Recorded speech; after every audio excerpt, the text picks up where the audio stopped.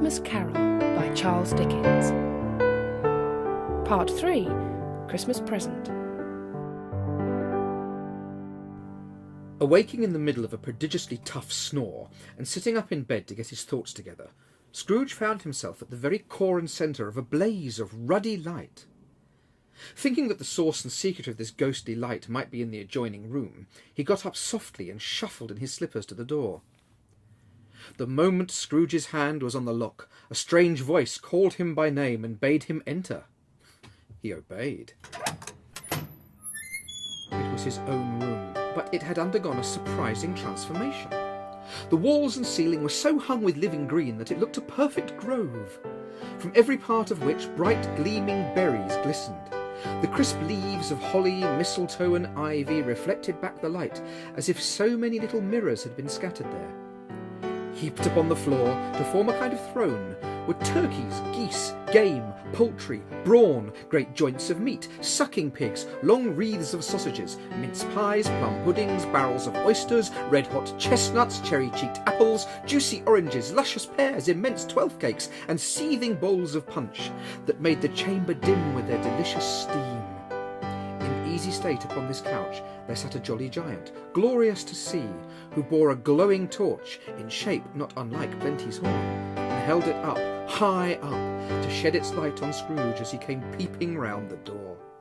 "Come in!" exclaimed the ghost. "Come in, and know me better, man!" Scrooge entered timidly, and hung his head before this spirit. He was not the dogged Scrooge he had been, and though the spirit's eyes were clear and kind, he did not like to meet them.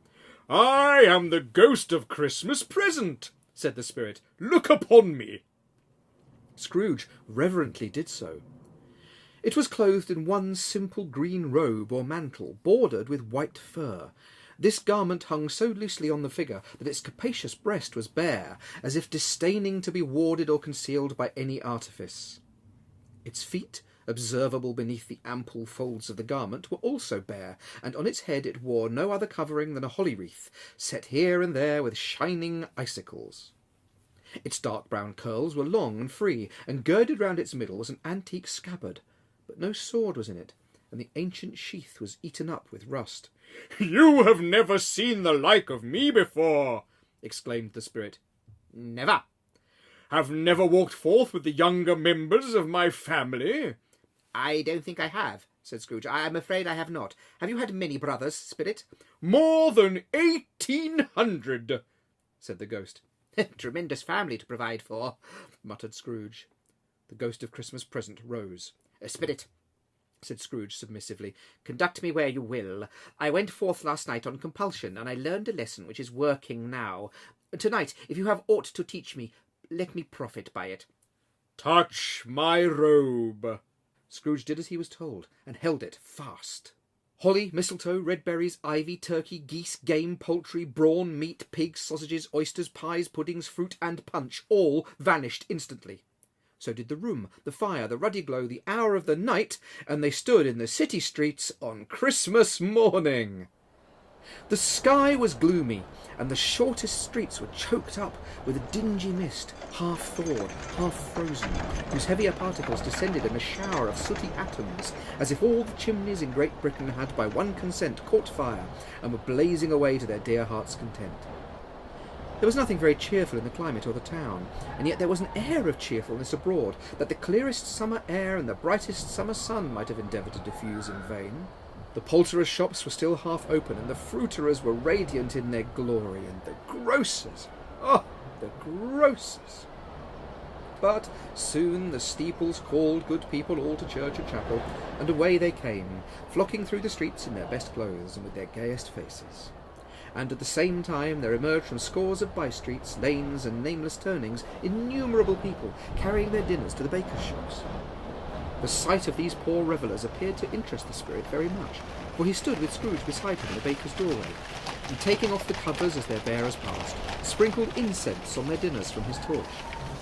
And it was a very uncommon kind of torch, for once or twice, when there were angry words between some dinner-carriers who had jostled each other, he shed a few drops of water on them from it, and their good humour was restored directly. For, they said, it was a shame to quarrel on Christmas Day, and so it was. God love it, so it was. In time the bells ceased, and the bakers were shut up, and they went on, invisible, as they had been before, into the suburbs of the town. And perhaps it was the pleasure the good spirit had in showing off the power of his, or else it was his own kind, generous, hearty nature, and his sympathy with all poor men, that led him straight to Scrooge's clerks.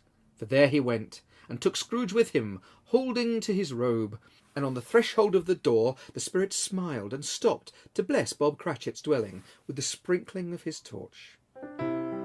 Then up rose Mrs. Cratchit, Cratchit's wife, dressed out but poorly in a twice-turned gown, but brave in ribbons, which are cheap and make a goodly show for sixpence.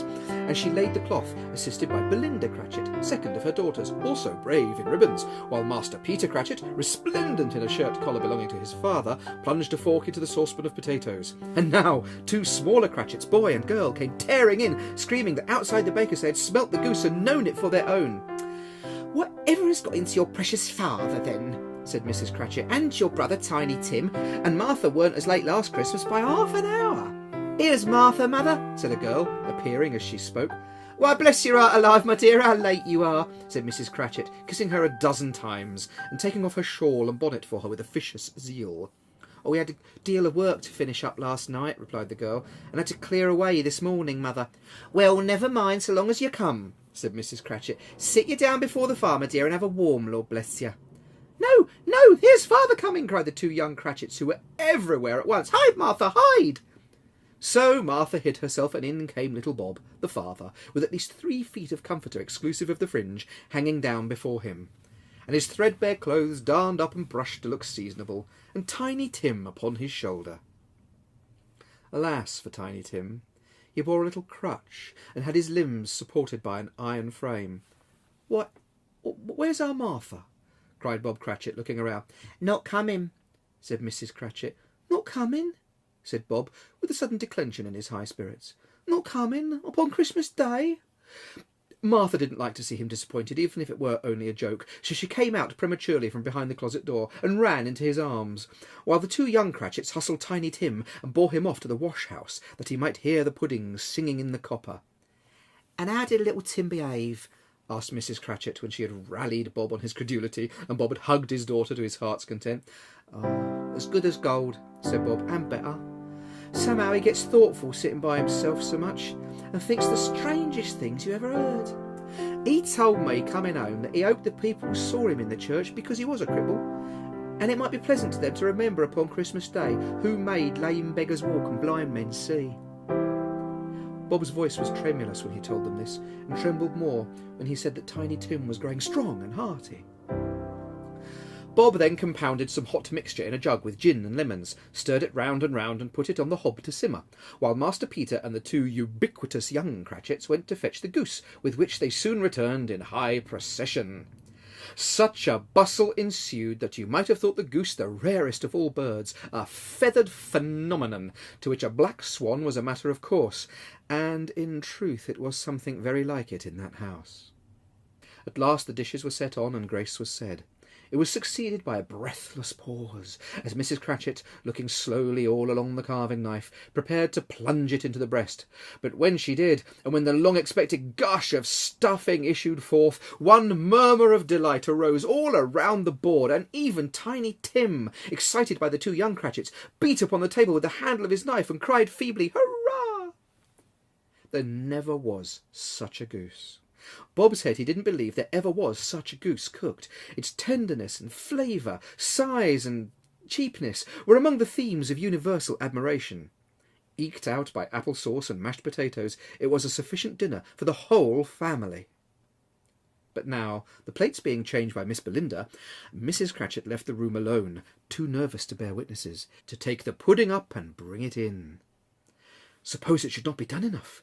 Suppose it should break in turning out? Suppose somebody should have got over the wall of the backyard and stolen it while they're all merry with the goose? All sorts of horrors were supposed.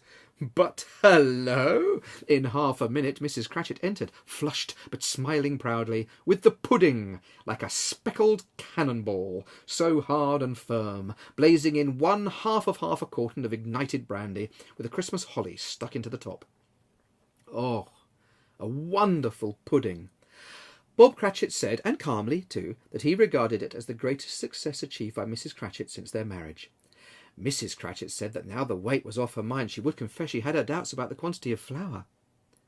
Everybody had something to say about it, but nobody said or thought it was at all a small pudding for a large family. At last the dinner was all done, the cloth was cleared, the hearth swept, and the fire made up. Then all the Cratchit family drew round the hearth, in what Bob Cratchit called a circle, meaning half a one, and at Bob Cratchit's elbow stood the family display of glass, 2 tumblers and a custard cup without a handle. These held the hot stuff from the jug, however, as well as golden goblets would have done, and Bob served it out with beaming looks, while the chestnuts on the fire sputtered and crackled noisily. And then Bob proposed, "A Merry Christmas to us all, my dears, God bless us," which all the family re-echoed. "God bless us, everyone," said Tiny Tim, the last of all. "Spirit," said Scrooge with an interest he had never felt before, "tell me if Tiny Tim will live." "I see a vacant seat," replied the ghost, "in the poor chimney corner, and a crutch without an owner, carefully preserved. If these shadows remain unaltered by the future, the child will die." "No, no," said Scrooge. "Oh, no, kind spirit. Say he will be spared." "If these shadows remain unaltered by the future, none other of my race," returned the ghost, "will find him here. What then? If he be like to die, he had better do it, and decrease the surplus population." Scrooge hung his head to hear his own words quoted by the spirit, and was overcome with penitence and grief. "Man," said the ghost, "if man you be in heart, forbear that wicked cant until you have discovered what the surplus is, and where it is. Will you decide what men shall live, what men shall die? It may be that in the sight of heaven you are more worthless and less fit to live than millions like this poor man's child." Scrooge bent before the ghost's rebuke, and trembling cast his eyes upon the ground, but he raised them speedily on hearing his own name. "Mr. Scrooge," said Bob, "I give you Mr. Scrooge, the founder of the feast."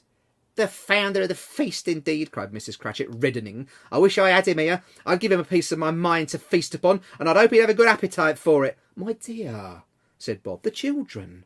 Christmas Day." "We shall be Christmas Day, I'm sure," she said, "on which one drinks the health of such an odious, stingy, hard, unfeeling man as Mr. Scrooge." "Oh, you know he is, Robert. Nobody knows it better than you do, poor fellow." "My dear," was Bob's mild answer, "Christmas Day." "Well, I'll drink his health for your sake and the day's," said Mrs. Cratchit, "and not for his. Long life to him. A Merry Christmas and a Happy New Year. We'll be very merry and very happy, I have no doubt." The children drank the toast after her. It was the first of their proceedings which had no heartiness, for Scrooge was the ogre of the family. The mention of his name cast a dark shadow on the party, which was not dispelled for a full 5 minutes. All this time the chestnuts and the jug went round, and by they had a song from Tiny Tim, who had a plaintive little voice and sang it very well indeed. They were not a handsome family. They were not well dressed. Their shoes were far from being waterproof. But they were happy, grateful, pleased with one another, and contented with the time. And when they faded, and looked happier yet in the bright sparklings of the spirit's torch at parting, Scrooge had his eye upon them, and especially on Tiny Tim, until the last. By this time it was getting dark, and snowing pretty heavily, and as Scrooge and the spirit went along the streets, the brightness of the roaring fires in the kitchens, parlours, and all sorts of rooms was wonderful. Now, without a warning from the ghost, they stood upon a bleak and desert moor, where monstrous masses of rude stone were cast about as though it were the burial place of giants. "What is this place?" asked Scrooge. "A place where miners live, who labour in the bowels of the earth," returned the spirit. "But they know me. See!" A light shone from the window of a hut, and softly they advanced towards it. Passing through the wall of mud and stone, they found a cheerful company assembled around a glowing fire. An old man and woman, with their children and their children's children, and another generation beyond that, all decked out gaily in their holiday attire. The old man, in a voice that seldom rose above the howling of the wind upon the barren waste, was singing them a Christmas song. It had been a very old song when he was a boy, and from time to time they all joined in the chorus. The spirit did not tarry here, but bade Scrooge hold his robe, and passing on above the moor, sped to sea. To Scrooge's horror, looking back, he saw the last of the land, a frightful range of rocks behind them, and his ears were deafened by the thundering of the water as it rolled and roared and raged among the dreadful caverns it had worn, and fiercely tried to undermine the earth. Built upon a dismal reef of sunken rocks, some league or so from the shore, there stood a solitary lighthouse. But even here, two men who watched the light had made a fire, joined their hard hands over the rough table at which they sat, and wished each other a Merry Christmas. Again the ghost sped on above the black and heaving sea until they lighted on a ship. They stood beside the helmsman at the wheel, the lookout in the bow, the officers who had the watch, dark, ghostly figures in their several stations, but every man among them hummed a Christmas tune, or had a Christmas thought, or spoke below his breath to his companion of some bygone Christmas day, with homeward hopes belonging to it. And every man on board, waking or sleeping, good or bad, had a kinder word for another on that day than on any other day in the year, and had shared to some extent in its festivities, and had remembered those he cared for at a distance, and had known that they delighted to remember him. It was a great surprise to Scrooge, while listening to the moaning of the wind, to hear a hearty laugh. It was a much greater surprise to Scrooge to recognise it as his own nephew's, and to find himself in a bright, dry, gleaming room, with the Spirit standing smiling by his side, and looking at that same nephew with approving affability. Laughed Scrooge's nephew. Scrooge's niece by marriage laughed as heartily as he. He said that Christmas was a humbug, as I live, cried Scrooge's nephew, and he believed it too. Well, more shame for him, Fred, said Scrooge's niece indignantly. She was very pretty, exceedingly pretty, with a dimpled, surprised-looking, capital face, a ripe little mouth that seemed to be made to be kissed, as no doubt it was, and the sunniest pair of eyes you ever saw in any little creature's head.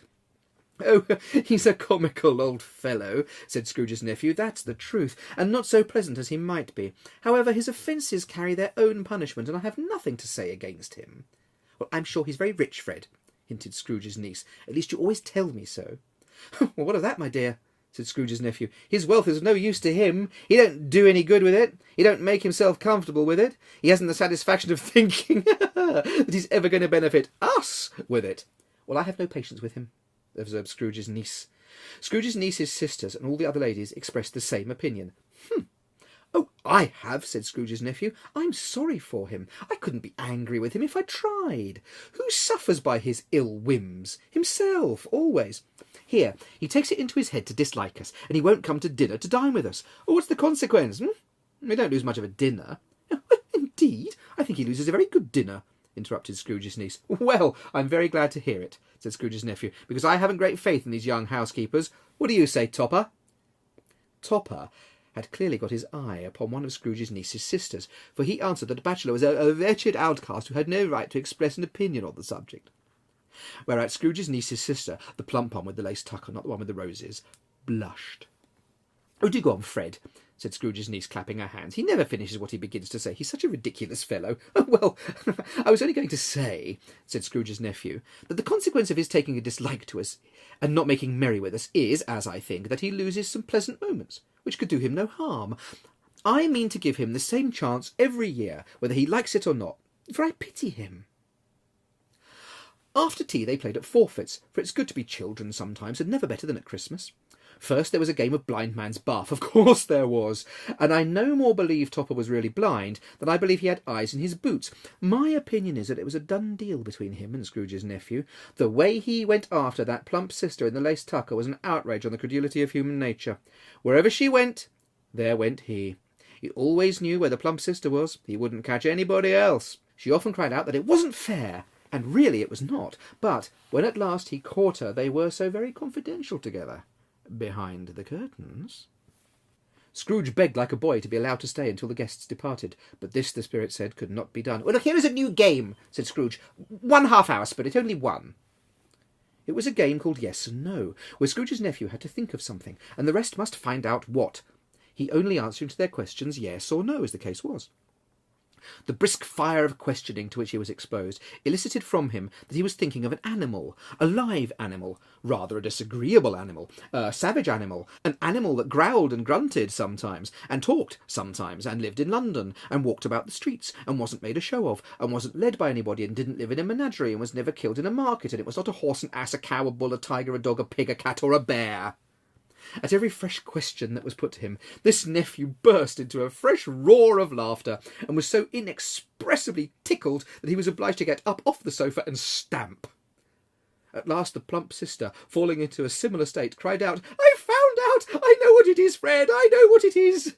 "What is it?" cried Fred. "It's your Uncle Scrooge!" "Well, he has given us plenty of merriment, I'm sure," said Fred, "and it would be ungrateful not to drink his health. Here is a glass of mulled wine ready to our hand at the moment, and I say, Uncle Scrooge!" "Uncle Scrooge!" they cried. Uncle Scrooge! "A Merry Christmas and a Happy New Year to the old man, whatever he is," said Scrooge's nephew. "He wouldn't take it from me, but he may have it nevertheless. Uncle Scrooge!" Uncle Scrooge had imperceptibly become so gay and light of heart that he would have pledged the unconscious company in return, and thanked them in an inaudible speech if the ghost had given him time. But the whole scene passed off in the breath of the last words spoken by his nephew, and he and the spirit were again upon their travels.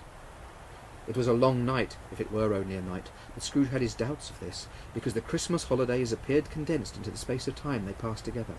It was strange, too, that while Scrooge remained unaltered in his outward form, the ghost grew older, clearly older. Scrooge had observed this change, but never spoke of it until they left a children's 12th night party, when, looking at the spirit as they stood together in an open place, he noticed that its hair was grey. "Are spirits' lives so short?" asked Scrooge. "My life upon this globe is very brief," replied the ghost. "It ends tonight." "Tonight!" cried Scrooge. "Tonight at midnight. Hark, the time is drawing near." The chimes were ringing the 11:15 at that moment. "Forgive me if I am not justified in what I ask," said Scrooge, looking intently at the spirit's robe, "but I see something strange and not belonging to yourself protruding from your skirts. Is it a foot or a claw?"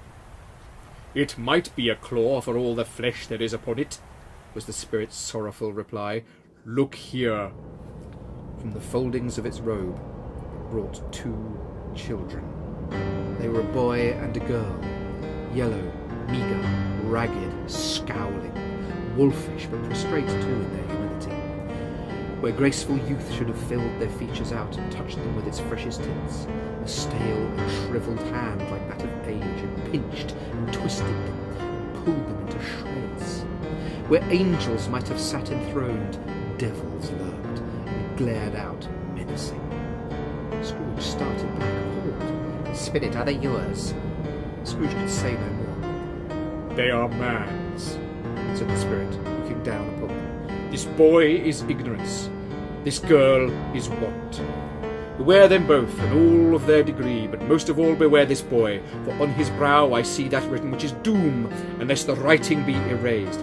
"Have they no refuge or resource?" cried Scrooge. "Are there no prisons?" said the spirit, turning on him for the last time with his own words. "Are there no workhouses?" That was part 3 of A Christmas Carol by Charles Dickens. Adapted and performed by Gary Andrews, with original music by Joy Tinniswood. A Christmas Carol is an Ego Trip Media presentation of an Archway Theatre Company production.